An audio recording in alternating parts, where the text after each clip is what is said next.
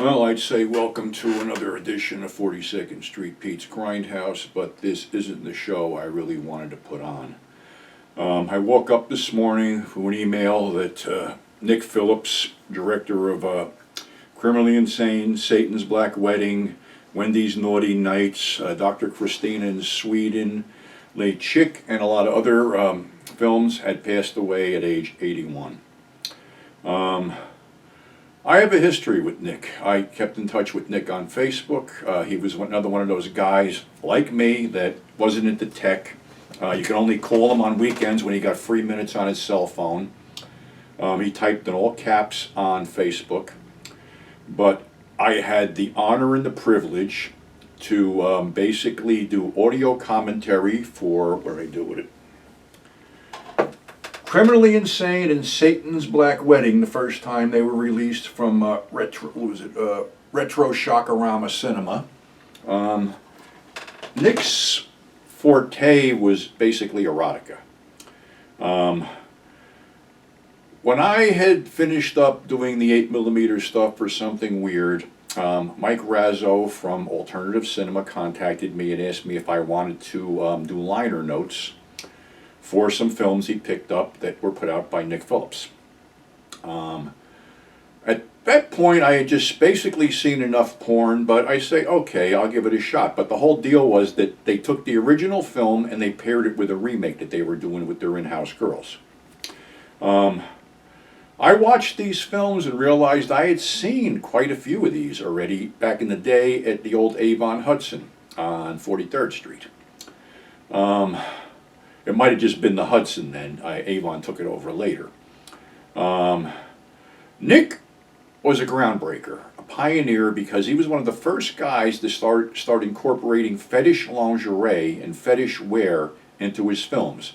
The elbow-length gloves, the thigh-high black boots, the lingerie, the hats, the whole deal. Nick's films were different. They stood out from the rest of the crap that was circulating back then.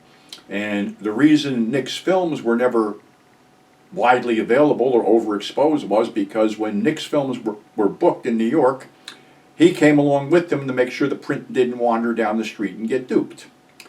So he was the sole owner of these films, and Mike Razzo, like I said, from Alternative Cinema, purchased a few of them. I did the liners, and they flew Nick in to do audio commentary on Satan's Black Wedding and Criminally Insane, which I did with him. Now, here's the thing. Basically, I had to poke Nick with a stick because Nick wasn't really too fond of the horror films. I mean, Criminally Insane was the first. It had the first woman serial killer. It was politically incorrect, and it was a thing where this, obese woman would kill anybody that got in between her and the refrigerator and basically piled all the bodies up in a spare room and hung up airwick to keep the scent out. Twisted little film, but like I said, Nick wasn't really into the horror end of it. Nick was a filmmaker. He liked erotica. When we ran, I can't remember the other film we did a commentary on, but when the nudie film came on, Nick perked right up because that was his forte. He enjoyed the erotica and did it well. And he used, some actresses like Renee Bond, Suzanne Fields, Ushi Dygart, Dr. Christina of Sweden had Ushi, Gunilla had Suzanne Films, Late Chick had Renee Bond. So he was, in with all these actresses that were just making their bones back in the 60s. And Nick was actually the son of the second road showman in America, S.S. Millard. And, road showman guys would throw all their stuff in the trunk of a car, drive around the cities trying to secure a booking or a midnight show in a theater and put up all these garish standees and posters and stuff and, make a couple bucks. So Nick was sort of born into the business even though his father didn't want to get him into the business. And like I said, he made a lot of really great erotic stuff and, the couple horror films that he did. Nick, like Ted Michaels, lived to make movies. He didn't care how bad they were, how good they were. He just wanted to sit there and film something. He always talked, when we talked, he always talked about doing a film with me, some kind of thing. He had a bunch of ideas kicking around. Unfortunately, it never came to pass. I'm sort of shattered here because, I knew the guy for a long time, and even we went back and forth on Facebook and some phone conversations.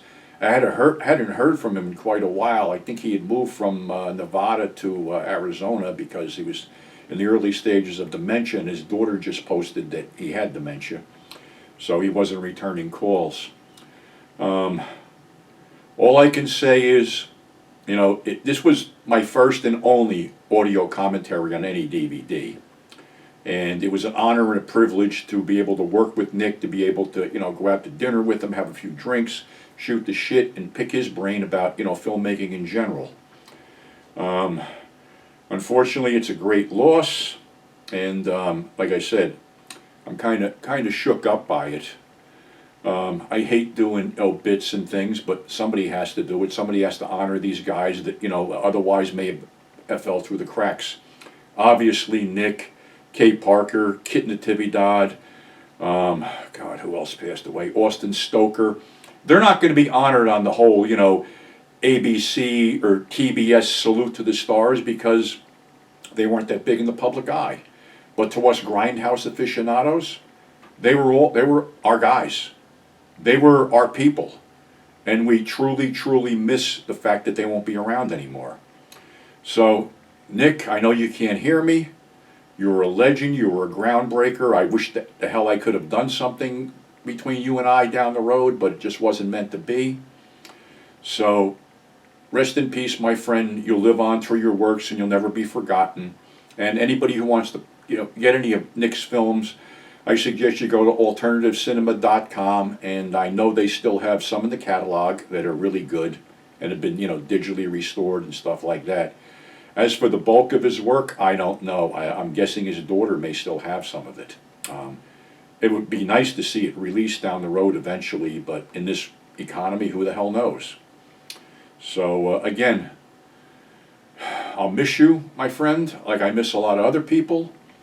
And like I said, it was an honor and a privilege to be able to sit down with you and do that commentary stuff. Unfortunately, the DVD is long out of print.